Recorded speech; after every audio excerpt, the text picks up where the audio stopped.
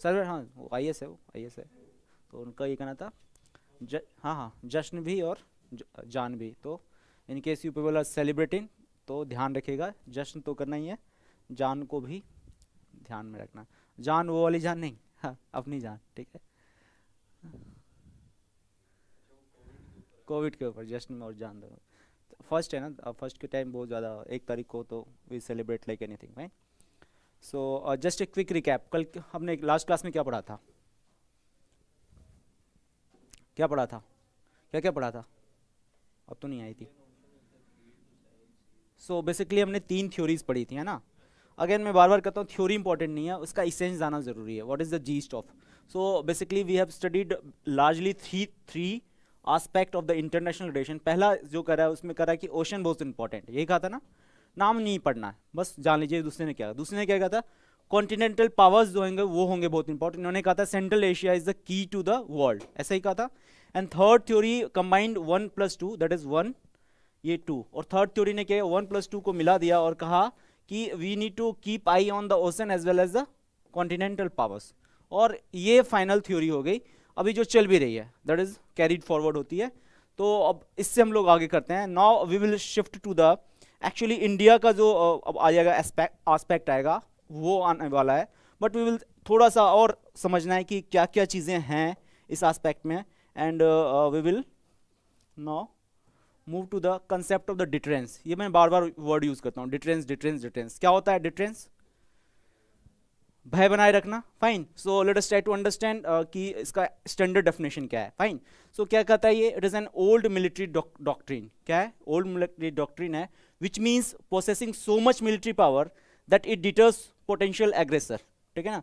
तो can someone explain this thing in simple और अपने लाइफ के एक्सपीरियंस से, जो हमने आजकल कहीं कुछ देखा ऐसा कि हो रहा है? Can someone explain? Exactly, exactly, exactly. So मैं बार बार एग्जांपल, तो nukes, nukes are nothing but a potential tool of the deterrence, fine. So आप अपने पावर्स को इतना बढ़ा लीजिए कि आप कोई सामने वाला हिम्मत ही ना कर पाए, फाइन। दैट इज द अपना डिटरेंस थ्योरी। अच्छा, it also tends to increase the cost of war which is not worth paying. ये बहुत इंपॉर्टेंट है, and we have the example of it. Recently हमारे साथ क्या हुआ था? सो रिसेंटली हमारे साथ हुआ था क्या, दैट इज, ये काम क्यों नहीं कर रहा, why is not working pencil?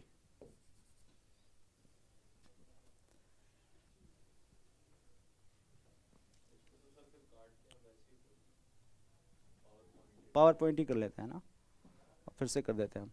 इसको हटा दो, वहाँ से भी कट कर दो, ये काम ही नहीं कर रहा। ये काम नहीं कर रहा ना स्टाइलस, नहीं काम कर रहा। अब पीपीटी चला दीजिए ना।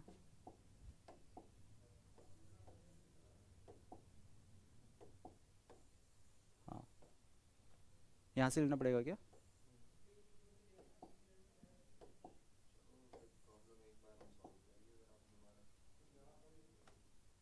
ठीक है, देखते हैं इफ इट इज़ वर्किंग। नहीं तो पीपीटी चला दो, वो बेटर है मेरे लिए। पीपीटी चला दो, मेरे लिए बेटर है, छोड़ो इसको, क्योंकि मेरे लिए ना थोड़ा सा स्मूथ नहीं है। सॉरी, फाइल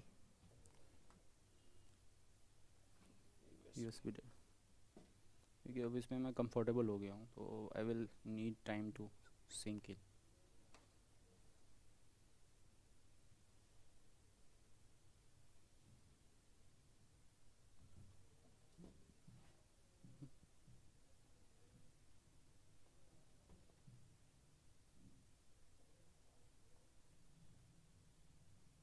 डिस्कार्ड, डोंट से।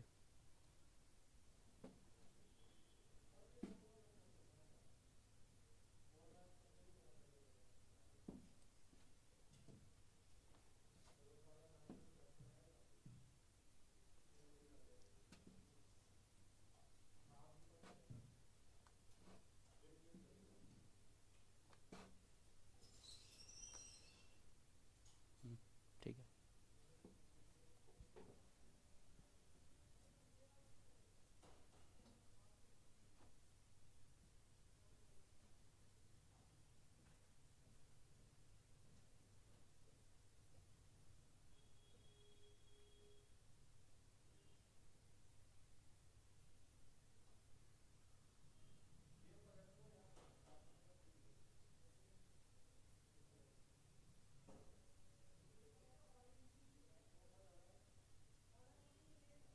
लाइव है क्या हम लोग? ओके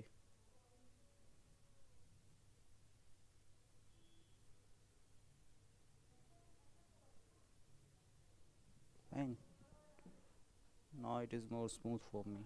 चलिए, sorry for delay, but now we will pick up. चलिए, now we are picking the thread कि हम लोग क्या डिस्कस कर रहे हैं, that is about the distance theory. और ये क्या करता है, increase the cost of the war. Fine. So what after the Pulwama we did, what we did. So Pulwama के बाद क्या होता, पाकिस्तान के ऊपर कुछ किया था, बालाकोट. सो सर्जिकल स्ट्राइक, ठीक है ना. तो what was the purpose, large purpose of the surgical strike. So there are two purposes. पहला पर्पस था, ठीक है ना, to neutralise the terror camp. क्या था, टेरर कैंप्स को न्यूट्रलाइज करना. ठीक है, ये तो पर्पस था. But second purpose that was more important for India, and not for India but for the security of this south Asia, was the to increase the cost of war for the Pakistan. क्या था, cost of war को increase करना था. What is meaning of it, to increase the cost of the war. What is the meaning of it?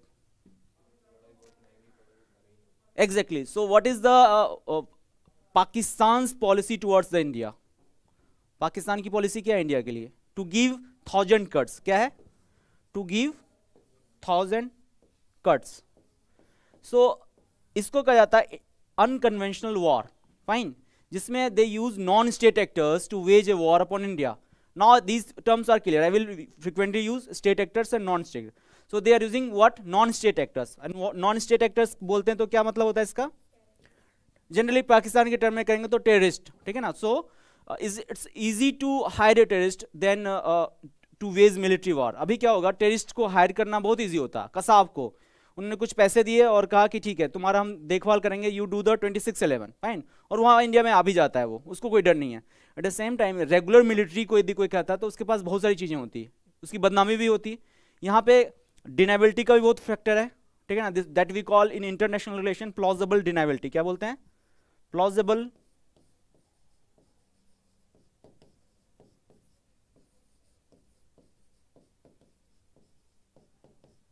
ये क्या होता है, plausible डिनाबिलिटी. For example, मैं यदि पाकिस्तान का रेगुलर आर्म फोर्सेस हूं, मेजर हूं पाकिस्तान में, इमेजिन करते हैं. फाइन. ठीक है. और मैं इंडिया में आके कुछ बॉम्ब ब्लास्ट करता हूं, मैं पकड़ा जाता हूं. ठीक है. सो मेरे कहीं ना कहीं कनेक्शन निकाल लेंगे पाकिस्तान वाले, निकाल लेंगे. ठीक है ना. At the same time if they are recruiting non state actors like Ajmal Kasab. Fine. और यदि उसको इंडिया में भेजते हैं तो उसका कोई बैकग्राउंड पता चलेगा किसी को, क्या सिंपल सा आदमी कहीं सा है, और डिनाबिलिटी का चांस बहुत रहेगा कि हमारा रेगुलर है नहीं, अपने मन से जाकर अटैक कर दिया, हम क्या करें. It means there is no support from the state, and individual action को कोई डिनाई नहीं कर सकता. अभी आके आके आपके ऊपर कोई 4 थप्पड़ मार दे इंडिविजुअल आदमी, तो you want be able to do. But if government officials are doing, for example police करते, तो you have the options to go to the court and all. Fine. तो इसलिए this factor is catered in by the Pakistan, जिसमें वो क्या करते हैं, non state actors को इंडिया में भेज के अटैक करवाते हैं, ताकि क्या हो, एक तो प्लॉजिबल डिनाबिलिटी बनी रहे, ये वाला फैक्टर बना ले, plus low cost war India के ऊपर हो. क्योंकि they can't win a conventional war against India because there are evidences like 71, 65 सब जगह हमने उनको बार बार हराया, और 99 में भी हराया. फाइन. सो उन्होंने अपनी स्टेट पॉलिसी में ही टेररिज्म को as a state policy adopt कर लिया, जिसमें वो क्या कहते हैं कि लो कॉस्ट वॉर करते हैं. Fine. Now what India did during after अपना पुलवामा स्ट्राइक की, that India increase the cost of the war for the Pakistan. इसमें क्या करते हैं, हम एयर स्ट्राइक करते हैं. Fine. It's very easy to, जो इन्फेंट्री होती है, आर्मी होती है, उसको मोबिलाइज करना बहुत इजी होता है, कम पैसा लगता है. At the same time if you are mobilising your air assets, ये इसका पैसा बहुत बढ़ जाता है. तो पाकिस्तान भी क्या करती है, रिटर्न में स्विफ्ट रिटॉर्ट करती है. सो हम तो अफोर्ड कर पाएंगे ये सारी चीजें, because we have the capability, we have the deep pockets vis-a-vis Pakistan. But for Pakistan to remain high alert on the air power, it's a very costly affair for the Pakistan. Fine. So hence we have increased the escalation, cost escalation बहुत हो गया पाकिस्तान का. तो पाकिस्तान वाले क्या करेंगे, कहीं ना कहेंगे कि ठीक है जो हो गया, बात भुलाओ, और वो फिर रिटर्न भी कर देंगे इसको, अभिनंदन को. फाइन. सो ये जो पूरा का पूरा लार्ज कंटेक्स्ट है दैट वी आर डिस्कसिंग, कि क्या लार्जर रीजन था अबाउट द बालाकोट स्ट्राइक. तो it was to create deterrence, पहला हो गया टू डिटरेंस पोटेंशियल एग्रेशन को, plus to increase the cost of the Pakistan, ताकि वो आगे से एक्चुअली अटैक करने की हिमाकत ना कर पाए. And that was the large purpose. Fine. So barring all the things largely यही हुआ था. चलिए, also risk of being mad भी होता है. फॉर एग्जाम्पल ये एस्केलेशन लेवल हमने बढ़ा दिया. फाइन. अभी तक क्या था, काइनेटिक्स था, जो अपना मिलिट्री कर रहे थे. अभी इन्वॉल्वमेंट ऑफ एयरफोर्स है. एयरफोर्स के बाद और आगे क्या हो सकता है, nuke. That is the last resort. Pakistan will never opt for the nuke. They know कि उन्होंने एक बार न्यूक कर दिया तो they will be wiped off from the world map. Fine. So वो उस लेवल पे जाएंगे नहीं, उस इलेक्शन एस्केलेशन मैट्रिक्स पे जाएंगे नहीं, तो ये क्या करेंगे, जो टेंशन है वो कम हो जाएगा. And that is the theory that Indian used after the Pulwama attack. उसके बाद लार्जली एक हद तक लिमिटेशंस में सारी चीज़ें हुई हैं. अब पाकिस्तान उतना ज़्यादा नहीं कर रहा है, छोटे छोटे अटैक तो वो करेगा, because it's more convenient for them. Fine. So do दो 100 कट्स. क्या करते हैं, इंडिया को छोटे छोटे ब्लीडिंग्स करो, छोटे छोटे पंक्चर्स करो, ताकि इंडिया का ब्लीडिंग होता रहे और धीरे करके इंडिया डाई हो जाए. That is the purpose of larger purpose of the Pakistan. Fine. That's why they adopt what, terror policies as a state policies. और नॉन स्टेट एक्टर्स इसलिए वहाँ पे अभी भी हावी हैं. Fine. So it is the theory of अपना concept of the deterrence. Clear है? चलिए. अच्छा, deterrence theory is again related to the other aspect of the life as well. Fine. So बस this infographic actually shows that deterrence theory is larger, जो हम लोग crime and criminals वाले aspect में करते हैं. So why there is a capital punishment once जो conviction हो जाता है यदि rape के ऊपर. Fine. Recently महाराष्ट्र ने भी चेंज किया है, कोई रूल लाया जिसमें क्या करते हैं, जो कोई रेपिस्ट होगा उसके यदि कन्विक्टेड हो जाएगा तो उसको हैंग टिल डेथ हो जाएगा. That actually started with what? Started with the Nirbhaya वाला केस. फाइन. जो हम लोग क्या करते हैं कि अभी कोई अक्यूज यदि हो जाता है क्लियर कि इसी ने किया है by the scientific purposes and other चीज़ों से, तो वो भी क्या करते हैं, दिस डिटरेंस थ्योरी का करते हैं. अगेन इस example you can take this example. और ये लार्ज डिटरेंस थ्योरी का ये अम्ब्रेला टर्म होता है, जहाँ पे हम लोग जनरल लाइफ में भी डिटरेंस थ्योरी का यूज़ करते हैं और लॉ एंड ऑर्डर में भी बहुत ज़्यादा यूज़ होता है. What is the purpose of police? Law and order का क्या पर्पस होता है? What is the purpose of the military? Flag march क्यों होता है? कहीं दंगा हो जाता है तो फ्लैग मार्च क्यों होता है? Why it is so? Flag march क्यों होता है?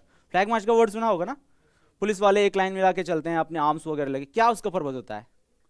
To create deterrence. ठीक है ना, दिखाना नहीं, to create deterrence among the common person कि हमारे पास भी है, पावर्स हैं, we can neutralise you people. और fine. So there is the deterrence theory that we use in general life as well. ठीक है, कुछ पूछे थे आप? नहीं? चलिए. सो एक बार गो थ्रू कर लेना है इसको. फाइन. सो मैंने डिटरेंस थ्योरी को अच्छे से यहाँ पे एक्सप्लेन किया हुआ इस पीपीटी में. Fine.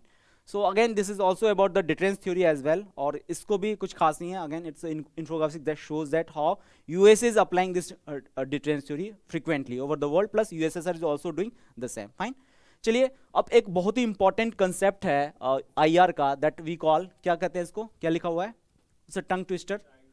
Exactly. So Thucydides trap जो है एक्चुअली ये बहुत ही इंपॉर्टेंट ट्रैप है. Let us try to understand first, उसके बाद आपको मैं इसका कंसेप्ट भी बता दूंगा एक एक करके. सो इसको टीटी बोल देते हैं अभी. ठीक है ना, it will work for you. So इसमें दो टाइप के स्टेट का चर्चा हुआ है. फाइन. दो टाइप के स्टेट के बारे में बात करते हैं ये लोग. इसमें एक्चुअली आईआर की थ्योरी है. फाइन. और आईआर में भी ग्रीक टाइम की ये थ्योरी है, जहां पे ये कहा जाता है कि जनरली वर्ल्ड में दो टाइप के पावर होते हैं. एक पावर होती है जो स्टेब्लिश्ड पावर होती है. कौन होती है?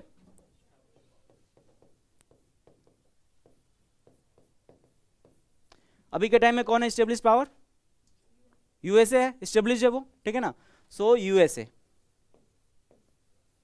एंड सेकेंड एक पावर होती है हमेशा वर्ल्ड में, that we call emerging power. क्या बोलते हैं?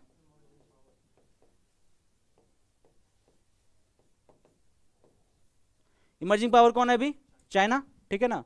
सो एज पर दिस थ्योरी और एज पर दिस डिक्टम, हमेशा there is a constant conflict between the emerging power and the established power.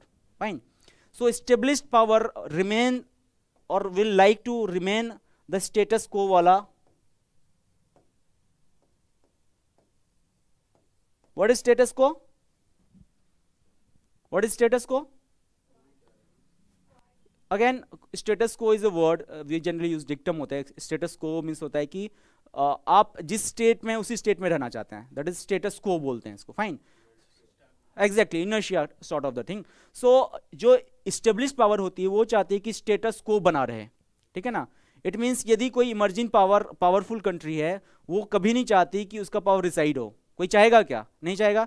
सो ये थ्योरी ये कहती है कि जो स्टेब्लिश पावर होती है वो स्टेटस को हमेशा मेंटेन करके रखना चाहती है। At the same time the emerging power always want to change the status quo, and they always want to superimpose, और दे ऑलवेज वांट टू क्या कहते हैं, जो स्टेटस को वाला पावर रहता है या जो कोई स्टेब्लिश पावर रहता है उसको ओवर पावर करने की कोशिश करते हैं। There is a constant struggle between the status quo power and the emerging power. That is the thing that we call in the Thucydides caps. उसी में कहते हैं कि यदि इस टाइप का कोई सिचुएशन क्रिएट होता है तो there likely chances there will be conflict होगा, and it conflict can be economical, it can be political, it can be strategic और मिलिट्री की, कुछ भी हो सकता है। फाइन।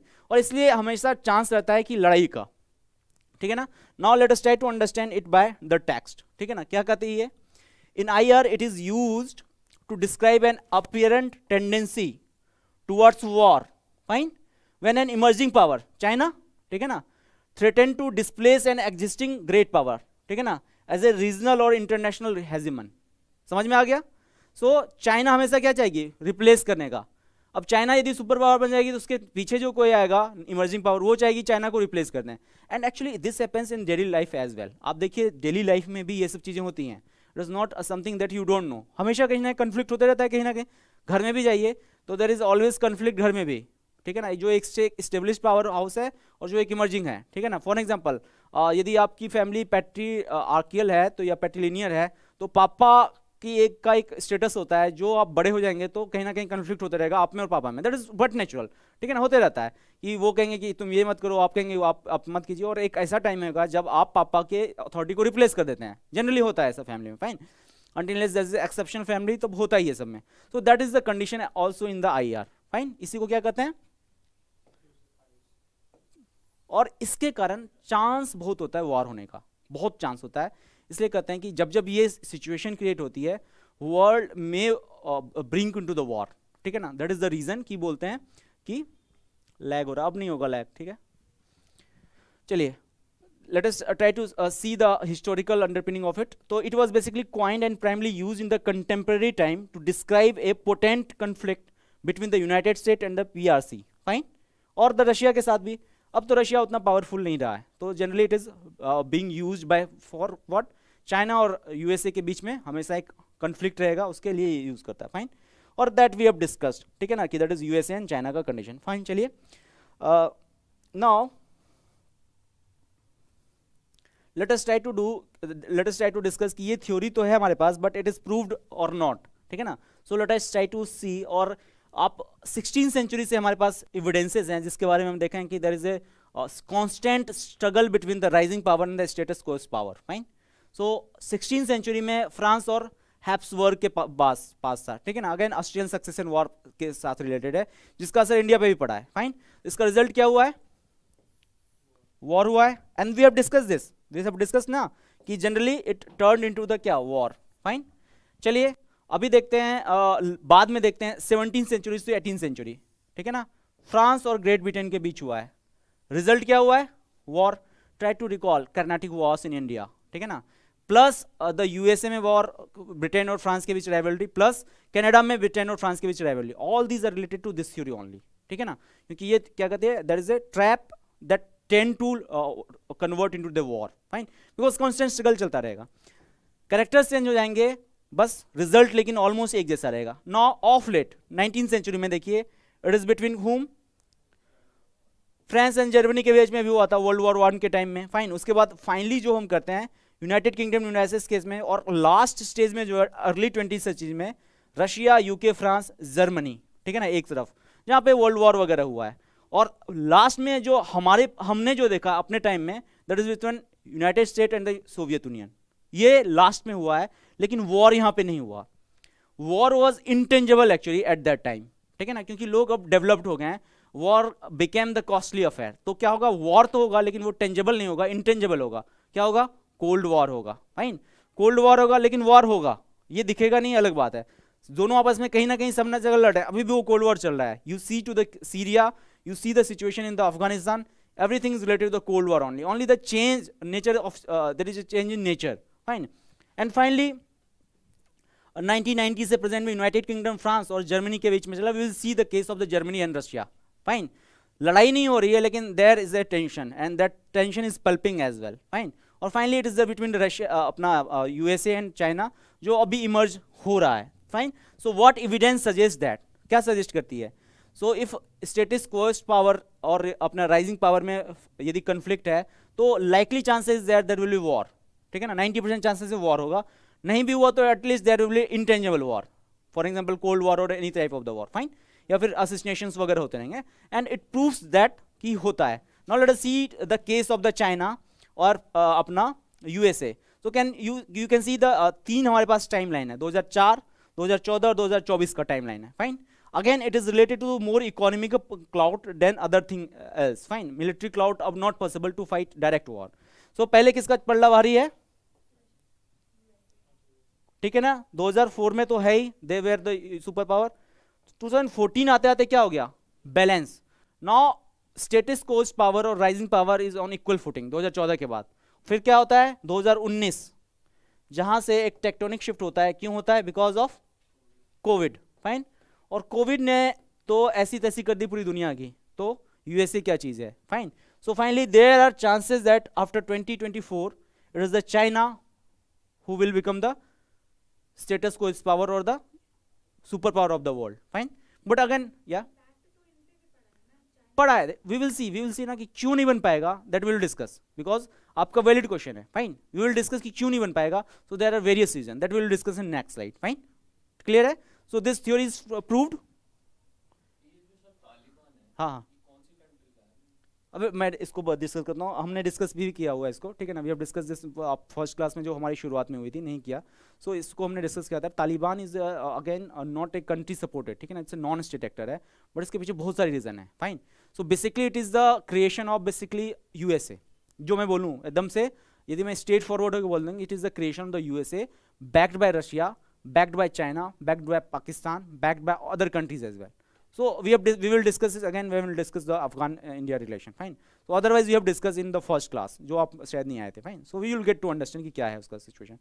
So तालिबान के पहले भी उनके पापा हैं जो मुजाहिदीन से हैं, ठीक है ना. So we have all discussed. And finally पहला जो ideological backing है उसको सऊदी का है, और जो ट्रेनिंग हुई है उसकी पाकिस्तान में हुई है, और जो पैसा दिया है वो यूएसए ने दिया। सो दे आर डिफरेंट, बहुत क्लटर्ड है वो। So will discuss, fine. चलिए, सो इट इज क्लियर ना।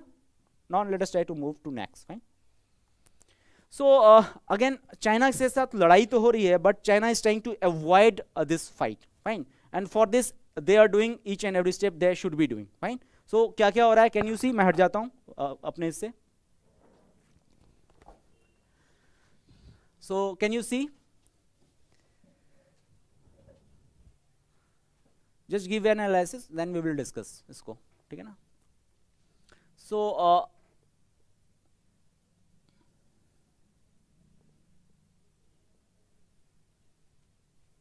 ठीक है,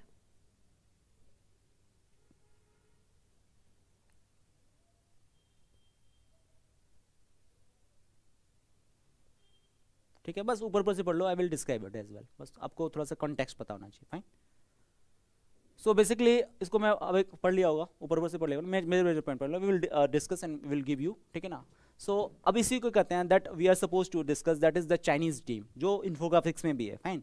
तो इन्फोग्राफिक्स में ये दिया हुआ है कि what is the Chinese dream. उसके लिए आपको समझना होगा कि सिचुएशन क्या थी पहले, आज से 2000 साल पहले सिचुएशन क्या थी। तो let us try to understand, fine. So उसको कहते हैं चाइना का मिडिल किंगडम ड्रीम। क्या कहते हैं? चाइना का मिडिल किंगडम ड्रीम क्या कहते हैं?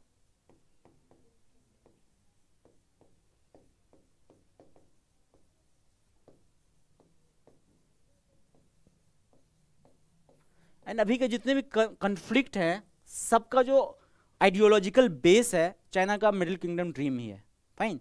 सो let us try to understand कि व्हाट इज इट। तो चाइना का कहना था आज से 2000 साल पहले, जब हान डायनेस्टी का रूल हुआ करता था चाइना के ऊपर, so China used to be the power house of the world. क्या होता था? Power house of the world. So China used to be the centre of the world, और यहां से ही सारे ट्रेड होता था। Try to recall silk route, fine. तो सिल्क रूट जो चाइना का था वो क्या था? That used to be the economic cloud जो था चाइना का, वो बढ़ाता था। नॉट ओनली सिल्क रूट के कारण यदि इकोनॉमिक पावर बढ़ेगी तो उसका अलग इफेक्ट पड़ेगा, और ultimately China will become the world centre, fine. और ये हान डायनेस्टी के टाइम में ऑलमोस्ट मैच्योर स्टेज पे था। तो चाइना यदि सेंटर के है तो इसके अगल बगल क्या होंगे, पेरिफेरियल स्टेट होंगे। फॉर एग्जांपल इसके अलावा जो भी स्टेट होंगी ये चाइना के इर्द गिर्द ही होंगे, because it's a super power थी उस टाइम में, ठीक है ना। और इसके जितने भी स्टेट है, फॉर एग्जांपल यूरोप था, इंडिया था, ठीक है ना, इंडिया पहले भी था अब भी है, यूरोप था, ठीक है ना, और सऊदी था या फिर अपना जापान वगैरह था, they use to be the peripheral state of the China, fine. और ये चाइना का जो कहते हैं ना सबसे अच्छा वाला टाइम था, जिसको हमने डिस्कस किया था, इंडिया वाला अखंड भारत। सो अखंड भारत ऐसा नहीं है कि सिर्फ इंडिया का ड्रीम है, सब देश का ड्रीम होता है, और ये चाइना का बेसिकली अखंड भारत का ड्रीम है कि वो मिडिल किंगडम है, means it is the in centre of the gravity of the world politics, fine. That is the original Chinese dream. इसी के तहत क्या होता है कि चाइना बीच में फिर जापान उसको कॉलोनाइज बना लाती है, उसके अलावा वो बहुत छोटे छोटे प्रोविंसेस में टूट भी जाती है।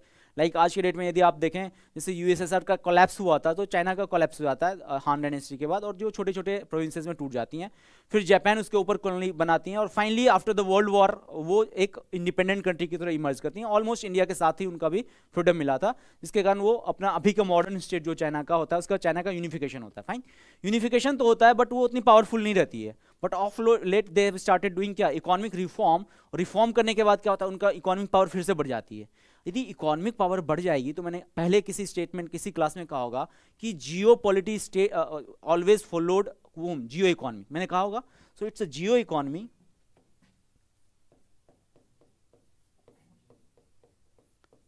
जिसको सुपीरियोरिटी होती है किसके ऊपर, जियो पॉलिटी के ऊपर। क्योंकि आपकी पॉलिटी आप याद कीजिए, मैं बार बार कहता हूं, यूएसए के दो फेज हैं, Clinton 1 Clinton 2। Clinton 1 was antagonistic to India, at the same time Clinton 2 is very favourable to India. क्यों? क्योंकि आपका जियो इकोनॉमिक पावर बढ़ गया है, ठीक है ना। जियो इकोनॉमिक पावर बढ़ जाएगा तो क्या आपके एस्पिरेशंस भी बढ़ जाएंगे, फाइन। सो चाइना का जियो इकोनॉमिक पावर बढ़ गया ऑफ लेट, क्योंकि तो इकोनॉमिक रिफॉर्म, और अब वो चाहती कि वो 2000 पुराना वाला जो उनका स्टेटस था वो वापस आ जाए, fine. So again they are trying to do the revival of the China, जिसको कहा जाता है मिडिल किंगडम डिसऑर्डर बेसिकली, या अखंड भारत का जो सपना है वो भी ऐसा ही है ना, कुछ ऐसा ही, बस उसका रूप चेंज हो गया, फाइन। सो अब इसके लिए ये क्या करेंगे, again they will start doing the thing they used to do पहले। तो बेल्ट एंड रोड इनिशिएटिव जो है BRI, basically it is very much related to what, that middle kingdom dream of the China. Now let us try to understand what is the BRI। What is trying to revive? The old Silk Route, ठीक है ना।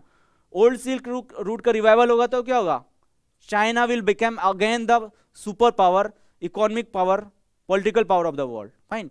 और यही ये try कर रहे हैं। Now let us try to understand the theory of this thing, जो हमने कहा था, और ये इन्फोग्राफिक्स भी इसी को डिस्कस करता है। बट उसके पहले हमको समझना पड़ेगा कि चाइनाज का मिडिल किंगडम ड्रीम क्या है, क्या कहती है। Let us try to understand कि harkening back to the golden age of the Chinese global hegemony, ठीक है ना। क्या कहती हैं, हार्कनिंग बैक मतलब नॉस्टैल्जिक होते हैं ना, जिसको कहते हैं हार्कनिंग बैक होना, फाइन। सो ये क्या कहते हैं, नॉस्टैल्जिक हो गए हैं, that the millennia old civilisation experience over the 2000 year होगो, 2000 साल पहले जो था उनका कंडीशन था, वो उनको रिवाइवल करना चाहते हैं। With in the confines of this rhetoric is housed a civilisational philosophy broadly encapsulated in China's perception of itself in the middle kingdom, ठीक है ना, मिडिल किंगडम, ठीक है ना। और ये चाइनीज वर्ड है, that is again a tongue twister, that is Zhongguo of the world, ठीक है ना। It is only centre of the gravity of the world politics, fine. चलिए, the term supposedly has its root in the years before the unification of the Chinese empire, when the region was more an agglomeration of the independent state, ठीक है ना। जो अभी का condition किसका, USSR का, तो वही कंडीशन था। और प्रेसिडेंट सी जिनपिंग जो है, अभी जो इसका प्रेसिडेंट है, इसी का ड्रीम है ये कि China become again the centre of the gravity of the world, fine. और ये इनका पूरा का पूरा ड्रीम है, ठीक है। चलिए, एंड अकॉर्डिंगली ये क्या करते हैं, न्यू सिल्क रूट का रिवाइवल करते हैं 2013 में, जब ये प्रेसिडेंट पढ़ते हैं। और that's why that one belt one road initiative पूरे वर्ल्ड में, जो एक जिसकी काफी चर्चा भी होती है, and we will keep on discussing this one belt one road policy, fine. So is India is supporting this one belt one road? Try to recall, क्यों करना चाहिए, नहीं करना चाहिए। Again there is a two thing, let us try to, पहले world belt world road का Chinese dream का concept है, और let us try to understand कि शुड इंडिया, ठीक है ना, support this Chinese dream of, ठीक है ना।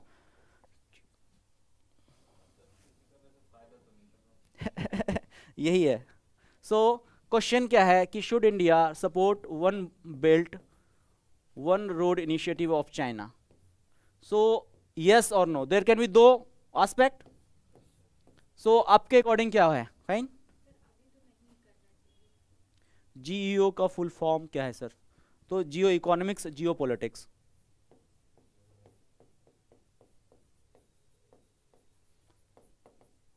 सो प्लीज वॉच आवर ना first video, you will understand कि what is geo economics and geo politics. ठीक है, आपको समझ में आ जाएगा. Fine. So there are to views on it, yes और नो. तो आप लोगों का क्या व्यू है? नो. No, why no? वो तो पता है, लेकिन हमें फायदा भी तो हो सकता है. We can be benefited as well. Exactly. लेकिन what is the official position of China, India on the one belt one road? नहीं है. इसका भी बहुत इंटरेस्टिंग रीजन क्या है why we are not supporting this one belt one road, although it can be very beneficial for India. Because देखिए, let's try to be practical. कोई बात नहीं, चाइना वाला छोड़ दीजिए, they can B हेजमन, but we are not a छोटा मोटा power. हमारा भी औकात है और चाइना नहीं करते. इंडिया को फायदा क्या होगा ना, India don't have the deep pockets and infrastructure needs a deep pocket. Fine. तो अपना कनेक्शन हो जाएगा सेंट्रल एशिया से. हम भी यही चाह रहे हैं ना. व्हाई वी आर बिल्डिंग अपना ईरान में पोर्ट? Why we are building? Because we want access to the central Asia. और यही तो चाइना भी कर रही है. और चाइना तो इजी वाला काम भी कर रही है कि वो चाइना से ही निकलवा रही है, रोड से करा रही है. और हमारे पीछे पाकिस्तान भी है, जिसके कारण हमें इतनी सारी दिक्कत हो रही है. पाकिस्तान फ्रेंडली कंट्री होता तो हमारी कोई टेंशन नहीं थी, but Pakistan is not a friendly country for India. So मैं यदि देखूं प्रैक्टिकली थिंकिंग, ठीक है ना, without keeping the emotions and दूसरी चीजें खत्म. So India should have joined this one belt one initiative officially, but position of India is no. क्या है? नो. रीजन बीइंग क्या है? जो वन बेल्ट वन रोड का जो रोड पास हो रहा है पाकिस्तान में, it passes through Gilgit Baltistan. कहां से? इट पासेस थ्रू गिलगिट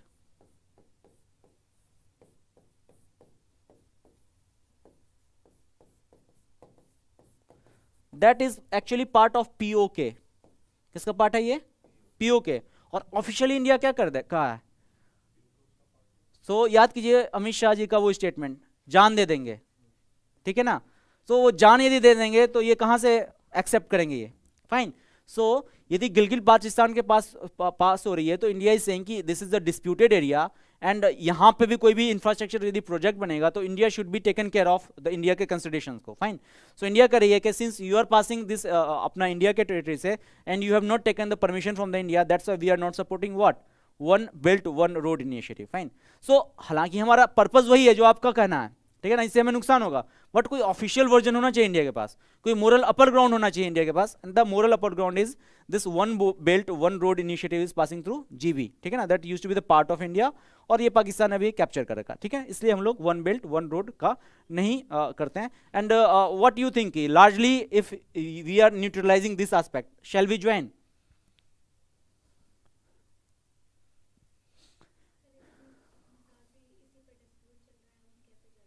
नहीं, इसको छोड़ दिए. मान लीजिए ये वाला डिस्प्यूट क्लियर हो गया. Let us suppose ideal condition, let us suppose about the future, अभी से 50 साल के बाद.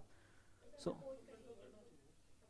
मुझे भी लगता है कि वी शुड ज्वाइन. ठीक है ना, क्योंकि यदि ठीक है, यदि कोई रोड बना के दे रही है तो क्या दिक्कत है यूज करने में उसको? We will pay the tax and we will have the easy access to central Asia. What I even personally feel, but again there are lot of the benefit of the as well to joining the this one belt one road initiative. But India का fight actually है किससे? हेजिमन के लिए power China से ही है.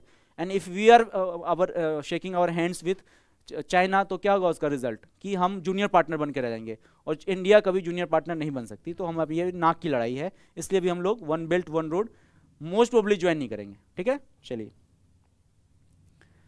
So that was the Chinese dream. समझ में आ गया ना what is the Chinese dream? Middle kingdom वाला. ठीक है ना, चलिए.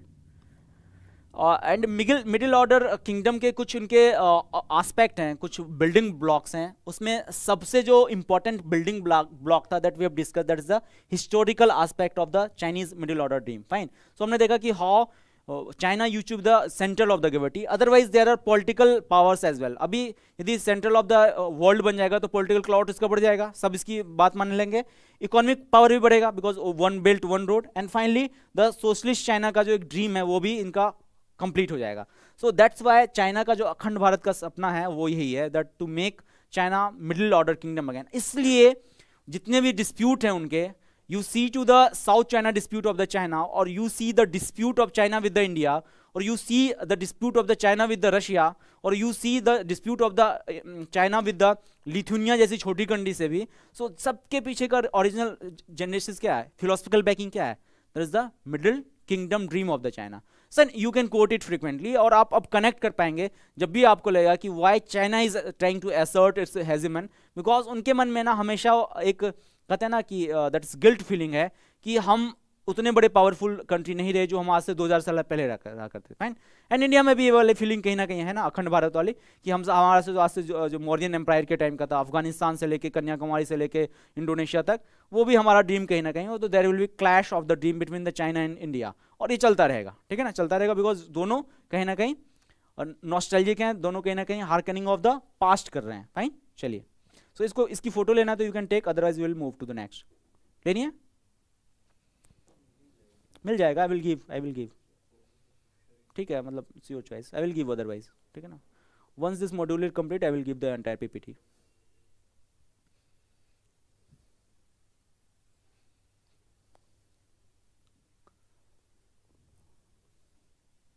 ठीक है, चलिए, अब दो फेज हमने डिस्कस कर लिया। Now we will move to the next phase of the international relation, that will the final phase, and इसके बाद we will start with our India का जो आईआर का बैकग्राउंड है, fine. And this will be the आपका जो formal अपना start जो होता है अपना आईआर का, वो शुरू हो जाएगा, जिससे आप लोग डायरेक्ट प्रीलिम्स और मेंस में क्वेश्चंस आते हैं। इससे लेकिन बैकग्राउंड बनाना बहुत जरूरी होता है, because you will not try, अब you can be able to connect the dot, अब कनेक्शन हो जाएगा डॉट का। You will read the newspaper, और कहीं पे न्यूज़ भी सुनेंगे तो यू विल एबल टू, कोई कह दिया नहीं it is the Chinese middle और किंगडम टीम, तो आपको समझ में आएगा कि क्या है बैकग्राउंड इसका, फाइन।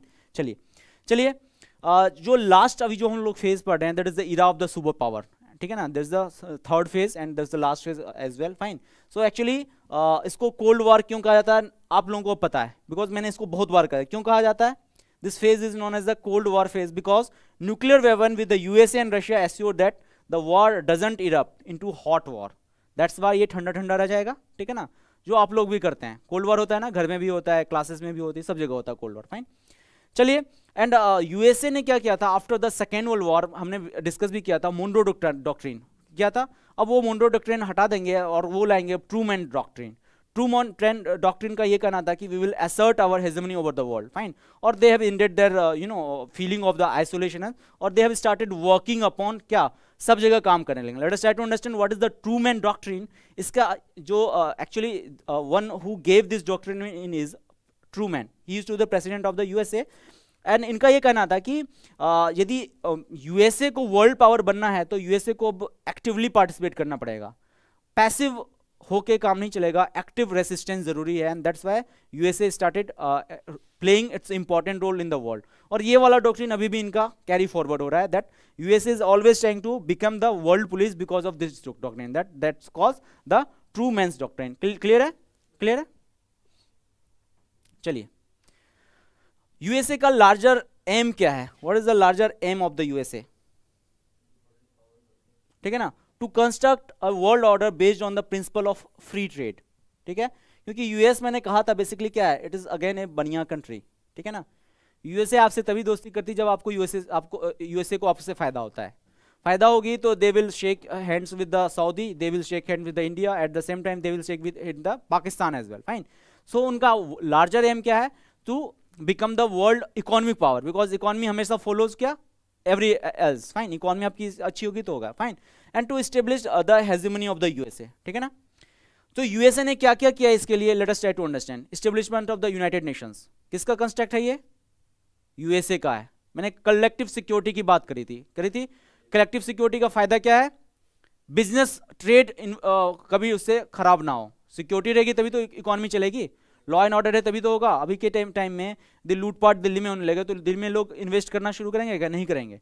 या why there is a phenomenal rise of the Noida of late, because of the law and order situation of the Noida improved, or why there is a Bangalore is one of the super hub of the India IT का।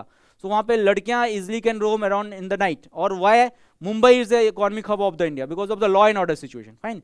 सो basically USA is trying to make law and order better. पहला law and order हो जाएगा तो उसके बाद क्या होगा, जो छोटी छोटी शॉप्स हैं उसको खोलने के लिए क्या करेंगे, वो लोन देना शुरू करेंगे. लोन के लिए वो क्या करेंगे, ब्रेटन वुड्स इंस्टीट्यूशन जिसको हम पढ़ते हैं IMF एंड वर्ल्ड बैंक, क्या है, so they will bring in institution जो क्या कर सकें, लोन दे सकें इंडिविजुअल एंटिटी को भी और कंट्रीज को भी. सो what is difference between IMF and world bank? Large difference. Exactly. So world bank country को देता है बहुत कम रेट पे, कोलेट्रल बहुत कम लेता है. IMF दोनों को देती है, कंट्रीज को भी देती है और इंडिविजुअल एंटिटी को भी देती है. फॉर एग्जांपल यदि आज के टाइम में अडानी चाहे तो they can take loan from the IMF. At the same time if India को कुछ इशू होता है तो वो they can take the IMF, but उसका कोलेट्रल ज्यादा होता है. फाइन. वही डिफरेंस है. Generally world bank give loan for the reconstruction work, for the infrastructure work, जिसमें पैसा काफी लगता है, टाइम काफी लगता है. IMF शॉर्ट टर्म पर्पजेस के लिए. पाकिस्तान अभी तक 30 से 40 बार IMF से लोन ले चुका है. Fine. Means short terms goal उसके, जब भी उसको इकोनॉमिक क्राइसिस होता है तो IMF के पास पहुंच जाता है. Fine. So this institution was creation of whom, USA basically. तभी तो आप देखिए वर्ल्ड बैंक में you will see we will see the world bank का structure and all. We will see कि वर्ल्ड बैंक का स्ट्रक्चर क्या है, तो उसमें आपको लगेगा कि USA ने अपना हमेशा दबदबा बनाए रखा है. फाइन. सो क्योंकि इनको चाहिए था ये, ठीक है ना, लोन चाहिए था, तभी तो लोन लेंगे, तभी तो आगे बिजनेस बढ़ेगा. फाइन. चलिए. ऑल्सो कलेक्टिव डिफेंस पैक्ट जो हमने डिस्कस किया था. कलेक्टिव सिक्योरिटी और कलेक्टिव डिफेंस में क्या डिफरेंस होता है? Collect, there is a two word, कल हमने डिस्कस किया था.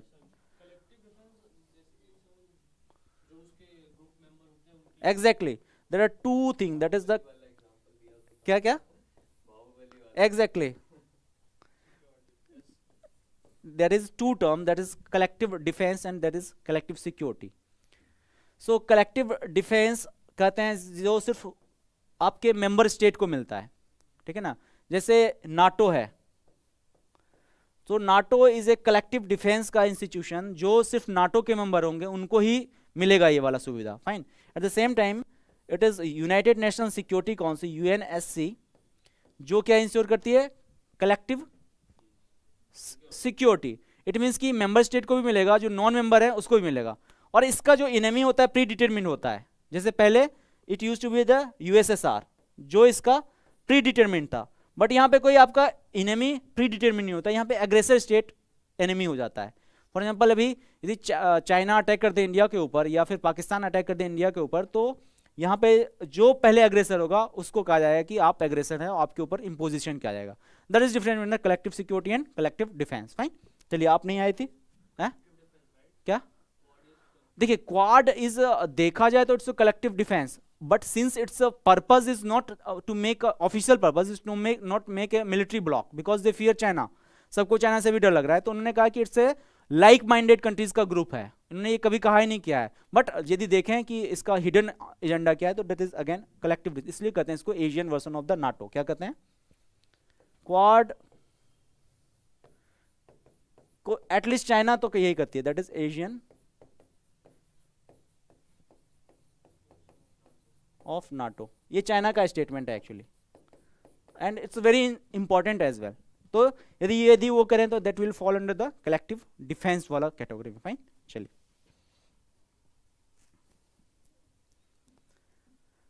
ठीक है. ऑल्सो रिजल्ट क्या होता है, देखिए अभी आप लॉ एंड ऑर्डर यदि स्टेब्लिश करना चाहते हैं, प्लस आपने बैंक खोल दिया, कहीं पे आपने बैंक भी खोल दिया है, लॉ ऑर्डर भी अच्छा करना चाहते हैं, तो आपको पुलिस भी तो चाहिए. मतलब कौन मेंटेन करेगा लॉ एंड ऑर्डर? पुलिस भी करेगा. तो चाइना USA क्या करेगी, पूरे वर्ल्ड में अपने पुलिस को छोड़ेगी, जिसका मीन्स क्या है, अपने मिलिट्री को छोड़ेगी, एंड पूरे वर्ल्ड में वो अपने मिलिट्री बेस बनाएगी. तभी तो वो इंश्योर करेगी कि कोई छोटा मोटा कंट्री या छोटी मोटी non state actor, Somalian pirates किसी चीज को डिस्टर्ब ना करें, तभी तो होगा. सो दे हैव स्टार्टेड डूइंग क्या, they got military and naval bases across the world in order to ensure the law and order of the world. And let us try to understand what actually USA did. So this infographics is suggestive of the fact कि USA के footprint पूरे world में कहाँ है. So can we see? So can we see with start with the first अपने Asia वाले reason से.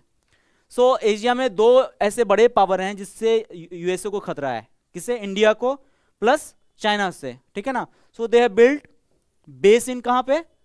Singapore. तो सिंगापुर का फिनोमिनल राइज यदि हुआ है किसी भी रीजन से, Singapore is one of the most outstanding country of the Asia, not Asia, of the world as well, fine. इसके सारे एस्पेक्ट अच्छे हैं, फाइन। सो उन्होंने सिंगापुर में क्या बना लिया, अपना मिलिट्री बेस बना लिया, ठीक है ना। मिडिल ईस्ट में, क्योंकि मैंने कहा था यूएसए कभी नहीं चाहती कि मिडिल ईस्ट स्टेबल हो, स्टेबल नहीं होगा तो मिडिल ईस्ट में कंफ्लिक्ट बहुत होगा, that's why they need a strong presence of US force in the middle east. तो ट्राई टू रिकॉल, मैं दिखाऊंगा अभी आपको, सऊदी में, कतर में, यूएई में उनके मिलिट्री बेसेस हैं, जो भी पाकिस्तान को बाईपास करके अभी अफगानिस्तान में स्टिल दे आर ड्रोनिंग ना, उन्होंने छोड़ दिया है अफगानिस्तान, बट स्टिल उनके ड्रोन्स आ जाते हैं। कहाँ से आते हैं, तो मिडिल ईस्ट में उनका बेस है, बहुत बड़ा बेस है, फाइन। चलिए ये हो गया। और ऑस्ट्रेलिया के आसपास भी, यहाँ पे भी कहीं पे अपने जापान उपान के पास उन्होंने एक अपना बना रखा है, ठीक है ना। चलिए यूरोप और अफ्रीका में भी उन्होंने अपना एक बेस बना रखा है, ठीक है ना। तो जहां पे भी रीजनल पावर उसको लेगा, किसी से खतरा है, वो अपना नेवल बेस बना के छोड़ देगी, ठीक है ना। चलिए अभी देखते हैं यहाँ पे कहाँ कहाँ बनाया हुआ, दैट इज इन द अपना यूरोपियन पार्ट। तो हर एक जगह यू विल सी कहीं ना कहीं यूएसए का बेस है, इधर नेवल और इधर military. Is it clear to you now, ठीक है ना। सो वो क्यों कर रही है ऐसा काम, लॉ एंड ऑर्डर इंश्योर करने के लिए, दैट मीन्स हेजेमनी को इंश्योर करने के लिए, फाइन। कुछ भी बोल दीजिए, एवरीथिंग इज करेक्ट। चलिए now let us try to understand the USA's presence in our region, basically our region means अपना South Asia and all, fine. So मैंने पहले ही डिस्कस किया, सिंगापुर में है, ऑस्ट्रेलिया में है, फिलीपींस में है, South Korea that friendly country again. South Korea का rise is only because of the west, ठीक है ना। जापान में है, गुआम में है, ठीक है ना। और इसके अलावा आप यू विल सी थोड़ा सा डीप साउथ जाएंगे तो there is lots of the छोटे छोटे आइलैंड जहाँ पे यूएसए का स्ट्रॉन्ग प्रेजेंस है। Again now actually they want to control whom, China, because India is friendly country, India is having strategic relation with is them। तो यदि China India का इंसर्कलिंग कर रही है तो यूएसए ऑलरेडी चाइना का इंसर्कलिंग कर चुकी है, ठीक है ना। इसके चारों तरफ कहीं ना कहीं मिलिट्री इनका प्रेजेंस है, just in order to suppress the hegemony of the China plus to remain the status quo power, fine. चलिए अगेन ये भी यही सजेस्ट करता है, the both graphics is suggestive of this fact कि यहीं पे है यूएसए का प्रेजेंस, तो इसमें दोनों में कुछ खास फर्क नहीं है, ठीक है। चलिए इसका फायदा क्या हुआ यूएसए को, कैसे हुआ, let us try to understand, fine. So पहला, USA was able to check rise of any regional hegemon, it is too obvious, fine. यदि कोई रीजनल हेजिमन बढ़ना चाहेगा तो उसको यूएस क्या करेगी, तुरंत सप्रेस कर देगी। छोटे मोटे कंट्रीज को तो वो उठने ही देगी, B it the state actor और नॉन स्टेट एक्टर, दोनों को वो उठने नहीं देंगे, बिकॉज उससे यूएसए को नुकसान है, ठीक है ना। दूसरा, USA was able to share the burden of maintaining its own military presence with its allies, ठीक है ना। ये बहुत इंटरेस्टिंग है, ठीक है ना। इंटरेस्टिंग ऐसे है कि आपने सब्सिडी अलायंस पढ़ा है क्या अभी तक, सब्सिडी पता है ना, सब्सिडी अलायंस क्या होता है। सो अभी थोड़ा सा मैं आपको हिस्ट्री में ले जा रहा हूँ, फाइन। सब्सिडी अलायंस एक्चुअली बहुत इंटरेस्टिंग एस्पेक्ट है, जहाँ से आप कैसे एक्चुअली स्मार्टली लोगों को बेवकूफ़ बनाते हैं, let us try to understand, ठीक ना। सब क्या पढ़ा है ना, तो जस्ट ट्राई टू रिकॉल क्या है, यूएसए भी वही कर रही है, बस चेंज हो गया। सब्सिडी अलायंस ब्रिटिशर्स का एक्चुअली एक पॉलिसी था, वॉरेन हेस्टिंग ने शुरू किया था, ठीक है ना। सो इसमें क्या होता था, 2-3 कंडीशन होते थे। यदि आप सब्सिडी अलायंस अपने ब्रिटिश पावर के साथ कर लेते हैं तो आप क्या नहीं कर सकते हैं, लेट अस ट्राई टू पहले, आप किसी यूरोपियन पावर के साथ, ठीक है ना, कोई समझौता नहीं कर सकते, ठीक है ना। आपके घर में यानी कि आपके स्टेट में एक ब्रिटिश रेजिडेंट रहेगा, क्या रहेगा, रेजिडेंट रहेगा, ठीक है ना। जो कौन होगा, ब्रिटिश का एजेंट होगा, जिसके अंडर क्या होगा, एक आर्मी की ट्रूप होगी, आर्मी की कॉन्टिजेंट होगी, क्या होगी, आर्मी होगी, ठीक है ना। और इंटरेस्टिंगली इस आर्मी का जो खर्चा होगा वो कौन देगा, जो स्टेट इसके साथ साइन कर रहा है subsidy alliance. For example, first they have signed subsidy alliance with Hyderabad, fine. So Hyderabad में क्या होगा, हैदराबाद किसी यूरोपियन स्टेट के साथ कोई डील साइन नहीं कर पाएगा, पहला हो जाएगा। तो कोई राइवल कंट्री आएगी यहाँ पे, नहीं आएगी, क्योंकि आपने पहले से अकॉर्ड साइन कर रखा। दूसरा, एक रेजिडेंट होगा ब्रिटिश का, कहाँ, हैदराबाद में स्टेशन होगा, इसका काम क्या होगा, he will be the I and year of the British east India company, fine. यहाँ पे यदि कोई भी चीज होती है, कोई कू का कंडीशन शुरू होता है, कोई विद्रोह होता है, तो उसको सप्रेस करने के लिए they will give the information the British India company, और रीजनली उसको सप्रेस करेंगे। प्लस एक आर्मी होगी जो किसके खर्चे पे रहेगी, हैदराबाद स्टेट के पे रहेगी। क्या फायदा है इसका और क्या नुकसान है, पहले ब्रिटिशर्स को क्या फायदा है, उनका कोई खर्चा नहीं हो रहा और सारा का सारा मजा ले रहे हैं वो, फाइन। अभी आर्मी यदि वो बनाएंगे तो बहुत खर्चा होता है, आर्मी से कॉस्टली बिजनेस, फाइन, रिक्रूटमेंट होगा, पेंशन होगी, सैलरीज होगी, प्लस इंस्ट्रूमेंट्स होंगे, जगह देना पड़ेगा, बहुत कॉस्टली अफेयर है। और ये कॉस्ट कौन बेयर कर रहा है? हैदराबाद। लेकिन फायदा किसको हो रहा है? ब्रिटिश। कि इनकी लॉयल्टी किसके साथ रहेगी? ब्रिटिश के साथ रहेगी, ठीक है ना। यदि ब्रिटिश फोर्स कुछ करती है, मतलब हैदराबाद का लोकल राजा नवाब कुछ करना चाहता है, तो there to counter him there is a resident, ठीक है ना, और रेजिडेंट उसको हमेशा सप्रेस करता रहेगा, बैलेंस करता रहेगा, बैलेंस ऑफ पावर होता रहेगा। That is the actually subsidy alliance. और यूएस, ये ब्रिटेन ने हमारे साथ किया था जब हम लोगों को बेवकूफ बना के वो गए थे, फाइन। यही तो मजे की बात है कि इतने बेवकूफ थे हम लोग, हमने साइन किया हुआ है, तभी तो हम लोगों के ऊपर राज करके 200 साल गए हैं। We will discuss in history, when we will discuss history we will discuss in detail why Indian princely states are signing this accord. And मुझे भी समझ नहीं आता, it's a funny actually. So हम लोगों को तो बड़ा ऑब्वियस सा लग रहा है कि यार मैं क्यों दूं, मुझे क्या फायदा हो रहा है, मेरी तो ऑल ऑटोनॉमी भी जा रही है ना, मैं कुछ कर ही नहीं पाऊंगा। और फाइनली क्या होगा, धीरे धीरे करके वो उसको हटा देंगे, मिस गवर्नेंस के चार्ज पे खत्म कर देंगे, जैसा उन्होंने अवध के साथ किया 1956 में। They have done this thing with the Awadh, ठीक है ना। पहले अवध में, अभी भी लखनऊ कोई गया होगा तो there is residency over there. Residency क्यों था? ब्रिटिश एजेंट होता था, ठीक है ना, जो they used to be the IN, जैसे अभी के टाइम में एम्बेसडर होते हैं, एम्बेसडर होते हैं पाकिस्तान के इंडिया में, इंडिया वही होते थे ये, फाइन। और इनकी एक आर्मी इंडिपेंडेंट जो लॉयल हमेशा इनके लिए होगी। That is the same actually USA is doing all over the world. So we have seen all this things. अभी देखिए they are present in South Korea, fine, although army उनकी है, but जगह किसका ऑक्यूपाई किया हुआ? साउथ कोरिया का। Resources इसका यूज कर रहे हैं साउथ कोरिया का, ठीक है ना। क्यों? क्योंकि बोलते हैं कि we will protect you from the aggression of the home, North Korea. और धीरे से वो नॉर्थ कोरिया का भी सपोर्ट करते रहेंगे, क्योंकि साउथ कोरिया में बने रहने के लिए नॉर्थ कोरिया का होना बहुत जरूरी है। They will do same with the Japan. Japan के साथ क्या करेंगे? जापान के साथ उन्होंने सब्सिडी अलायंस टाइप का ही कर लिया, जिसमें जापान की तो आर्मी नहीं है।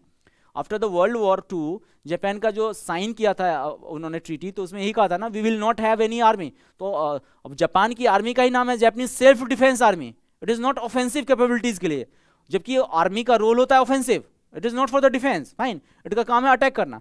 तो जापानीज की आर्मी ही जापानीज सेल्फ डिफेंस आर्मी, और जापान ने अब जाके उनको ऑफेंसिव कैपेबिलिटीज के रूप में डेवलप किया ड्यूरिंग द रिजीम ऑफ जो उनका लास्ट प्रेसिडेंट हुआ करते थे, फाइन, प्राइम मिनिस्टर हुआ करते थे, जिनके इंडिया के साथ बहुत रिलेशन थे।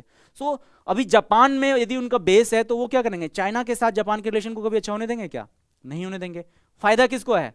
यूएसए को है। नुकसान किसको है? सारी देश को है। It is sort of the subsidiary alliance, ठीक है ना। पहले थी बट अब नहीं है। अब क्या हुआ देखिए, अब क्या हुआ कि न्यूक के बाद जापान बिकेम क्रिपल्ड, ठीक है ना। तो एक देख, Japanese were used to be very proud people, fine. उनके नेशनलिज्म कहीं पे यदि था ट्रू सेंस में तो जापान में था। छोटा सा देश होते हुए उसने पूरे मतलब एशिया पे अपना कब्जा कर रखा था during the world war 2, fine. But Japan को जैसे न्यूक किया ना, उनका मेन कमर टूट गई। प्लस किसी देश को आपको हराना है ना, तो उनका प्राइड आप छीन लो। किसी देश को हराना है ना, उसका प्राइड छीन लो। जिस दिन उसका प्राइड छीन जाएगा ना, तो वो क्या हो जाएंगे? सबड्यूड हो जाएंगे। जापानीज बिकम सबड्यूड, ठीक है ना। तो यूएसए का वो एक स्टेट बन गए, बेसिकली यूएस के एक सब्सिडरी स्टेट बन गए, यूएसए के जूनियर पार्टनर बन के रह गए। ऑफ लेट जापान में फिर से ये बात चल रही है कि why we are not having any independent army, ठीक है ना, why our army is only for the purpose of defence. तो उन्होंने क्लॉजेस चेंज किए। आपके क्लॉजेस में Japan can do the aggression. अब उनके साइन ही अकॉर्ड कर रखा था कि Japan will never do aggression, ठीक है ना। याद कीजिए 1940s में तो जापान इंडिया के ऊपर भी आ गया था, and there was a fear among the Indians plus Britishers कि Japanese army will overtake the India. Battle of the Nagaland, very important battle, one of the most fierce fought battle of the British history. तीसरे number का सबसे important battle यदि कहीं लड़ा है Britishers ने, नागालैंड में लड़ा है। किसके साथ लड़ा है? जापानीज आर्मी के साथ। अनफॉर्चुनेटली जापान ने सरेंडर कर दिया तो वो रिट्रीट कर गए। बट यदि न्यूक नहीं होता तो मोस्ट प्रोबेबली जापान इंडिया के ऊपर आ जाती और इंडिया का कुछ और फ्यूचर होता शायद, ठीक है ना। So that is the reason, fine. इसलिए जापान का भी, ठीक है ना। क्वेश्चंस आर देयर सर, यही करने से इकोनॉमी अच्छी, ठीक है, जो भी कर रहे हैं समझ रहा हूँ आपका सिचुएशन में, ठीक है ना। सो अभी समझ में आ गया, US is able to share the burden of the maintaining, ठीक है ना। ये आ गया सब्सिडी अलायंस टाइप का एक चीज है, ठीक है ना। Now USA finance reconstruction and development of the Europe which made dollar a reserve currency. बहुत इंटरेस्टिंग है, ठीक है ना। सेकेंड वर्ल्ड वॉर, खूब लड़ाई हो रही है, ठीक है ना। किसमें? यूरोप में। यूरोप डिवास्टेटेड, ठीक है ना। तो यूएसए को क्या लगेगा? अभी यूरोप यदि डिवास्टेटेड होगा तो हमारा कोई खरीदने वाला बचेगा ना। तो यूरोप में वो क्या करेंगे? रिकंस्ट्रक्शन वर्क करेंगे। वहां पे उनको खुला लोन देंगे, फ्री कॉस्ट लोन देंगे। तो क्या होगा, यूरोप का डेवलपमेंट होगा, Europe will become again reserve, मतलब emerging power of the world. लेकिन करेंसी जो चलेगी वो हमेशा डॉलर चलेगी। इसका फायदा, इंडिया यदि चाइना से कुछ ट्रेड कर रही है तो किस में करती है, डॉलर में। India if doing any trade with the Saudi किससे करती है, डॉलर में। इंडिया यदि पाकिस्तान से करती है, डॉलर में। ईरान से करती है, डॉलर में। तो यूएसए ने जानबूझ के अपनी करेंसी को पूरी वर्ल्ड करेंसी बना लिया, जो इंग्लैंड ने लैंग्वेज को बनाया था। Try to recall why we are speaking English, because Britain ने बनाया हमको ऐसा। We are product of the Macaulay school of thought, ठीक है ना, जहां पे English became the primary language. India में यदि हिंदी चले ना चले, इंग्लिश सब जगह चलती है। You go to the north east, I been to the north east, वहाँ पे इंग्लिश खूब चलती है। I been to the South India, Hindi नहीं चलेगी, हिंदी के लिए तो उनको नफरत है, ऑल्दो हिंदी इंडिया का लैंग्वेज है, but they don't like Hindi, generally it is seen, ठीक है। At the same time English that is foreign language they frequently use, because Britishers have made our psyche level पे दैट वी कॉल कोलोनिटी। क्या कहते हैं, कोलोनिटी कहते हैं इसको। कोलोनिज्म, कोलोनिटी एक एस्पेक्ट है, मतलब वी विल डिस्कस कभी हिस्ट्री पढ़ाया तो हमारे सब कॉन्शियस माइंड पे वो लोग कब्जा कर लिए हैं और इसलिए हमारा लैंग्वेज है। तो that same is doing whom, USA, because they are making dollar a world currency. क्या बना रहे हैं, पूरे विश्व का बना रहे हैं कि आप कहीं ट्रांजेक्शन कीजिए आपको डॉलर में देना पड़ेगा। यदि डॉलर में देना पड़ेगा तो बताइए यूएस की हेजेमनी कभी खत्म होगी क्या, कभी खत्म नहीं होगी। फाइन, कभी खत्म नहीं, क्योंकि आपको हर एक चीज के लिए डॉलर की जरूरत पड़ेगी। सो यूएस ने ऐसे बना के रखा है ना design, that US will never become the subsiding power, ठीक है ना, they will remain the world power, because उन्होंने काम पहले ऐसे कर दिए। फाइन, चलिए, यूएसए का काउंटरफीट नहीं होता, नहीं होता, they are very full proof on that. USA का नहीं होता, इंडिया का हो जाता है। पाकिस्तान तो हमेशा कर देती है। 2000 का नोट लाया था, उसके 10 दिन के बाद पाकिस्तान ने 2000 का नोट नकली इंडिया में सर्कुलेट करना शुरू कर दिया। तो मेन पर्पस डिफीट हो गया, ठीक है ना। Even we see this Samajwadi इत्र वाला वेरी जाइब की कहाँ आपने ब्लैक मनी कहा था खत्म हो जाएगा, ब्लैक मनी तो इतना 200 करोड़ 250 करोड़ एक आदमी बैठा हुआ है। Fine, so purpose was good but implementation was pathetic. Fine, चलिए, ऑल्सो क्या पूछे थे आप, you are asking some question. USA में ही होता है, ये भी है कि आप प्रिंट नहीं कर सकते डॉलर, ठीक है ना। It is the sole and whole authority of, इसको कहते हैं लीगल टेंडर, ठीक है ना। इकोनॉमी में पढ़ा होगा आपने, जैसे legal tender and non legal tender. Fine, तो यदि 2000 का 500 का नोट इंडिया ने क्या कहा था, it will not become, Modi ji का याद कीजिए 8 बजे का वो बहुत फेमस है।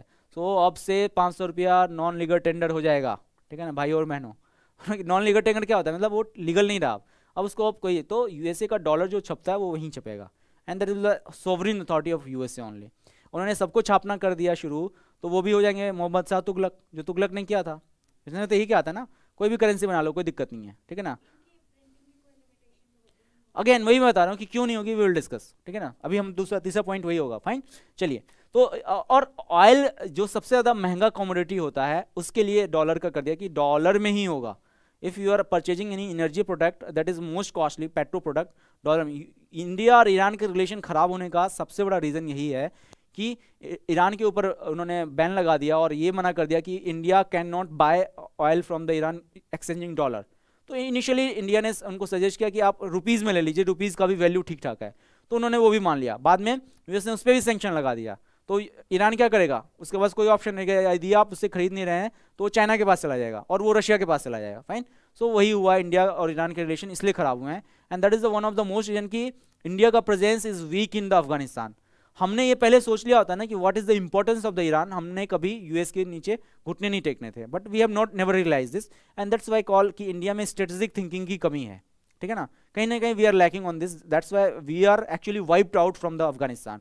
सो वेरी सैड कंडीशन। $3 बिलियन का इन्वेस्टमेंट करके भी we don't have any clout in the Afghanistan only because of the our parochial policy plus our policy vis क्या कहते हैं यूएसए विज़ ईरान, बिकॉज हमने यूएसए को तवज्जो ज़्यादा दे दी, ठीक है, और यूएसए हमें धोखा देके, ठीक है ना।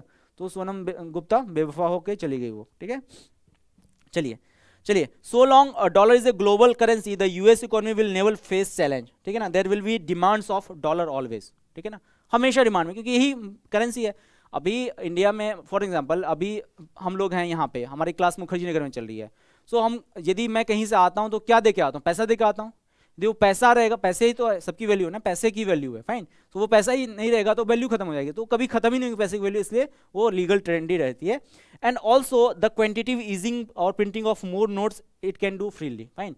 अभी इनको कोई लोड नहीं है, ठीक है ना, इनको कोई कोलेटरल देना नहीं पड़ता है, तो ये क्या करती हैं, अपने मन से कितना भी डॉलर छाप लेती हैं, ठीक है ना। इसका रिजल्ट क्या होता है, इसका रिजल्ट पूरे वर्ल्ड पे पड़ता है, ठीक है ना। तो अभी आपने देखा होगा, ठीक है ना, मैं इसको थोड़ा सा इकोनॉमी का कंसेप्ट है, बट थोड़ी बहुत ये सब क्लैरिटी रहेगी ना, तो आप इकोनॉमी को अच्छे से कनेक्ट, सॉरी आईआर को अच्छे से कनेक्ट कराएंगे। तो मैं थोड़ा सा इकोनॉमी का कंसेप्ट पढ़ा रहा हूँ, that we call quantitative easing. क्या कहते हैं, क्वांटिटेटिव ईजिंग। सो इसमें दो टर्म होते हैं, ठीक है ना। यूएसए की फेड, जो जैसे अपना आरबीआई है, वहां पे भी फेड रिजर्व है, उसको फेड रिजर्व बोलते हैं। तो वो दो काम करती है, एक काम क्या करेगी, क्वांटिटेटिव ईजिंग कर देगी। इट मींस क्या करेगी, वो इनफ्लो पैसे का बढ़ा देगी। इट मींस वो अपना क्या करेगी, इंटरेस्ट रेट बढ़ा देगी या घटा देगी, दो ही काम कर सकती है, दो ही काम होता है ना, या तो इंटरेस्ट रेट कोई बढ़ाते हैं या घटाते हैं, ठीक है ना। यदि इंटरेस्ट रेट बढ़ाएंगे तो क्या फायदा होगा, यदि इंटरेस्ट रेट घटाएंगे तो क्या फायदा होगा, फायदा होगा ना। अभी लीजिए एक कंडीशन है एफडीआई का, you will connect this thing कि कैसे आईआर में इकोनॉमी का रोल क्या है, that we call geo economics, fine. So FDI India में अभी चल रही है, सब कुछ सिचुएशन ठीक है, fine. Eight the same time क्या हुआ, यूएसए ने क्या किया, अपने यहां क्या किया, प्लस कर दिया। इट मींस उन्होंने अपना यहां इंटरेस्ट रेट बढ़ा दिया, इसको क्या करते हैं, इंटरेस्ट। और जो पहले वो 3% देते थे, लेट अस सपोज, अब वो 4% इंटरेस्ट रेट बढ़ा देने लगे, फाइन। और इंडिया में भी यही है, दैट इज 3 to 4% एफबीआई पे रिटर्न है, ठीक है ना। So as an independent investor of the Australia, which country you will prefer, India जिसमें 3 से 4% एफडीआई रेट मिल रहा है, और द यूएसए जिसमें 3 से 4% मिल रहा है, यूएसए होगा, बिकॉज यहां पे सिक्योरिटी ज्यादा है, ठीक है ना, because USA is a stable country, fine. So world will prefer whom, USA.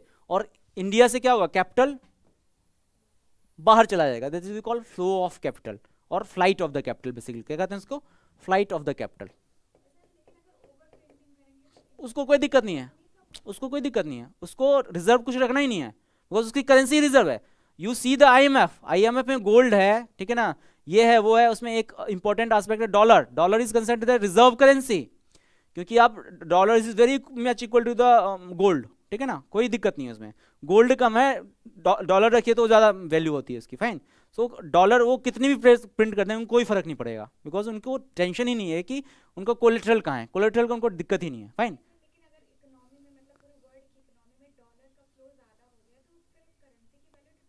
नहीं होगी, it's depends upon the USA, ठीक है ना।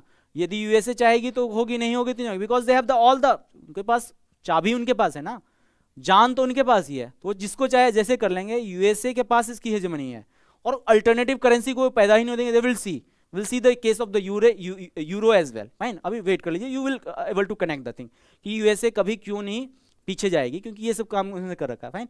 अभी इंडिया से क्या हो गया, फ्लाइट ऑफ कैपिटल हो जाएगा, फाइन। और सारे लोग क्या इन्वेस्ट करने लगेंगे, यूएसए में, बिकॉज इट्स मोर सिक्योर, ठीक है ना। That is the one of the tool of the Jio economics, fine, Jio economic. और अभी चाहिए, यदि इंडिया को परेशान करना चाहे तो उनके लिए बहुत इजी है, उनके लिए बहुत इजी है। वो कहेंगे कि हम लोग आज क्या करना है, फेडरल रिजर्व में 4% की जगह 6% दे रहे हैं, इंडिया में जितना भी एक करें ना, we are having is this much of the FDI, सब बाहर चला जाएगा। यूएसए के ऊपर आया ग्लोबल रिसेशन, लेमन क्राइसिस आया, पूरी दुनिया अपने घुटनों पे आ जाएगी, ठीक है ना। याद कीजिए 2008 रिसेशन आया था ना, क्यों आया था, because it was started with in the USA. इसके भी रीजन है rise of European union, will see this, fine. यदि यहाँ पे रिसेशन आता है तो पूरा वर्ल्ड इससे इफेक्ट होगा, क्योंकि क्या है, dollar is a global currency. तो यूएसए का स्टेबल होना इज वेरी इंपॉर्टेंट अभी के वर्ल्ड ऑर्डर में, फाइन, बिकॉज यूएसए ने बनाया है ऐसे, डिजाइन ऐसे किया है कि उसको ऐसे ही रहना पड़ेगा, fine. Now let us go to the our slide, that is whenever it goes for quantitative easing, जो मैंने कहा क्वांटिटेटिव ईजिंग ये इकोनॉमी का टर्म है, यानी कि आप बढ़ा रहे हैं, फाइन। और printing of more notes it can do freely, जबकि इंडिया नहीं कर सकती, इंडिया को कोलेट्रल चाहिए होता है, इंडिया नीड्स गोल्ड, जितना गोल्ड रहेगा उसी के अकॉर्डिंग प्रिंट कर सकते हैं, ज़्यादा कर दिए हमारे यहाँ इन्फ्लेशन ज़्यादा हो जाएगा, फाइन हो जाएगा, क्योंकि रुपये की वैल्यू कम हो जाएगी, ज़्यादा मार्केट में पैसा आता है तो रुपये की वैल्यू कम हो जाती है ना, ये इकोनॉमी का बेसिक कंसेप्ट है। बट यूएसए के साथ ऐसा कभी नहीं होता, दैट्स वाई यूएसए हमेशा क्या रहेगी, सुपर पावर बनी रहेगी, fine. I am let us see कि तो ऑनलाइन कोई क्वेश्चन नहीं है, so we can move to the next. Fine, चलिए अब देखते हैं, ये तो यूएसए का होगा, चाइना भी कुछ कर रही है क्या ऐसा? सो चाइना भी कर रही है। वी हैव सीन कि यूएसए ने रिकंस्ट्रक्शन वर्क कहाँ किया? यूरोप में। Now China is doing one belt one road कहाँ पे? सेंट्रल एशिया में, ठीक है ना, बिकॉज यूरोप में अब करने के लिए कुछ भी नहीं बचा, इट्स अ सैचुरेटेड मार्केट। जो बचा है, जो important market, that is central Asia, that's why they have started this one belt one road initiative, ठीक है ना। एंड अल्टीमेट इसका फायदा वही है कि इनको भी वर्ल्ड सुपर पावर बनना है। फाइन, चलिए reconstruction development project, you see to the case of Bangladesh, you see to the case of Myanmar, Sri Lanka तो बहुत फेमस हो गया था, उन्होंने तो ऑफिशियली कर दिया कि हम डेब्ट ट्रैप में फंस गए। फाइन, और you see the case of the Pakistan, सब जगह वो क्या कर रहे हैं? रिकंस्ट्रक्शन एंड डेवलपमेंट वर्क कर रहे हैं, जो यूएसए 1940s में किया करती थी। फाइन, वो चाइना भी कर रही है। और रेनवाई जो या युआन जो है, रेनवाई, ठीक है ना, चाइनीज रेनवाई जिसको यूनान करते हैं, it become the reserve currency 3-4 साल पहले। तो आईएमएफ के पास कुछ रिजर्व करेंसी होती हैं जो एक्चुअली वर्ल्ड करेंसी माना जाता है। फाइन, युआन की भी उसमें एंट्री हो चुकी है, ठीक है ना। सो डॉलर है, यूरो है, सऊदी का करेंसी है, एंड नाउ युआन भी है। फाइन, और अपना ब्रिटेन का भी कंट्री है, दैट इज क्या है ब्रिटेन का currency? Pound, sterling pound. Fine, and euro, these are the reserve currency. Fine, और अब इसमें चाइना की भी एंट्री हो गई, तो चाइना भी क्या कर रही है? डॉलर की तरह अपनी करेंसीज को बनाना शुरू कर रही है। फाइन, लेकिन अभी बहुत ही इनिशियल फेज में, वी विल सी द इसका इम्प्लीकेशन क्या होगा। फाइन, अंडरस्टैंड, ठीक है ना, क्लियर है? सो and this is again picture of the one belt and one road initiative by the China. So main focus इनका कहाँ है? Central Asia. जाना इनको कहाँ है? यूरोप जाना है, फाइनल डेस्टिनेशन का यूरोप ही है। फाइन, और ये द पर्ल ऑफ द नेक जो इंडिया को इंसर्कल कर रहे हैं, कहाँ कहाँ कर रहे हैं? हनोई, सिंगापुर में भी बना रहे हैं, इंडोनेशिया, कोलंबो, ग्वादर, सब तरह से इनको इंडिया को इंसर्कल किया हुआ है। Fine, so that is we call pearl of the neck, that is pearl of neck in disguise, ठीक है ना। ऑफिशियली नहीं कहते, लेकिन कहीं ना कहीं ये है जो they are trying to encircle India. Fine, चलिए अभी देखिए कि चाइना और यूएसए में क्या फर्क है, ठीक है ना। सो क्यों नहीं बन पाएगी चाइना कभी भी world power? Fine, so for that we have to understand the basic nuances. इसमें क्या है, let us try to understand. So China से हम लोग क्या करते हैं? बेसिकली चाइना से हम लोग क्या खरीदते हैं? सब कुछ खरीदते ही हैं, ठीक है ना। तो देयर आर टू कंसेप्ट, ठीक है ना, there are two concept. First we call, कोई भी कंट्री दो टाइप की होती है,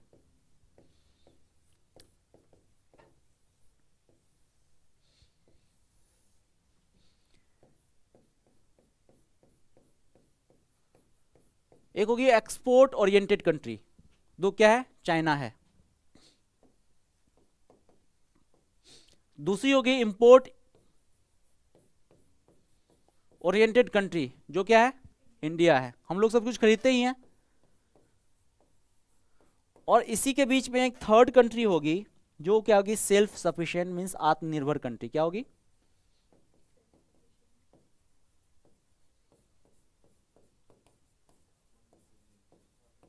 क्या क्या हो गया? आत्मा, ए थी, अच्छा अच्छा, कोई बात नहीं, स्पेलिंग डजंट मैटर, कई बार वो लिखते लिखते हो जाता। अब ठीक है, आत्मनिर्भर, ठीक है ना। So there are largely two type of country. One is the export oriented and one is the import oriented, and there is a third class of the country, that is the Atmanirbhar, and that is USA basically. Fine. Now let us try to understand the case of the India and the USA and the India and the China. Fine. So China is basically export oriented country. Fine. ये export करके जिंदा रहती है। इनको एक ही जो भी है, इंडिया में भी बहुत सारी चीजें we are importing from the China. Fine, अभी देखिए कि यदि एक्सपोर्ट कोविड के कारण कम हो जाएगा, जो हुआ है, ठीक है ना, कोविड के कारण एक्सपोर्ट सब जगह कम हुआ है, लोगों ने कम खरीदना शुरू कर दिया है, इंडिया में यदि कम किया है तो सब जगह क्या हुआ है? तो एक्सपोर्ट अब कम हो गया। फाइन, तो एक्सपोर्ट क्या हो गया? कम हो गया बिकॉज ऑफ द कोविड। तो चाइना की जो इकोनॉमी थ्राइव कर रही थी वो कर पाएगी क्या अब? जो पुराने आज से 2019 तक थी वो नहीं होगा, ठीक है ना। तो चाइना जो वर्ल्ड पावर बनने वाली थी अब तो नहीं बनने वाली, इतनी अब श्योरिटी है। फाइन, इंडिया को तो कोई ज्यादा फर्क नहीं पड़ता because we are not into the race of being the super power. अभी देखते हैं case of the USA, actually it is a self sufficient country, it is rich in energy resources, they can produce almost all type of the things including the software to the hardware and to anything. Fine, so उनको बहुत ज्यादा फर्क नहीं पड़ेगा, plus उनके पास domestic market बहुत तगड़ा है। क्या है? Domestic market.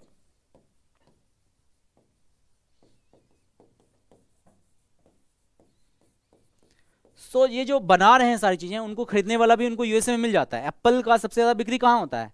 Naturally it is the USA जो ज्यादा खरीदते हैं, फाइन। और कोई भी प्रोडक्ट ले लीजिए, if they are building any like General Motors का कुछ बना रहे हैं या कुछ बना रहे हैं, तो सबसे ज्यादा वो वहीं पे खरीदते हैं। इसलिए it is considered as the कि इनका जो एक्सपोर्ट होता है, इंपोर्ट होता है, उतना ज्यादा फर्क नहीं पड़ता, because they are self sufficient, वो बना लेंगे। At the same time China में डोमेस्टिक मार्केट है ही नहीं, वहाँ के लोग उतना ज़्यादा खर्च नहीं करते, ठीक है ना। खर्च नहीं करेंगे तो सरप्लस जाएगा, सरप्लस के लिए वो एक्सपोर्ट करेंगे। एक्सपोर्ट वर्ल्ड में हो ही नहीं रहा है, एक्सपोर्ट वर्ल्ड में नहीं होगा तो युआन बन पाएगी क्या ग्लोबल करेंसी, जो यूएसए बन चुकी है? युआन बन पाएगी क्या? नहीं बन पाएगी। अब now let us try to understand the theory behind it. USA economy is relied on the domestic consumption, at the same time China is basically what? Export oriented country, ठीक है ना। Also USA is known as the land of the manifest destiny, ये हमने discuss किया, land of manifest destiny, because there is no dispute with in the USA.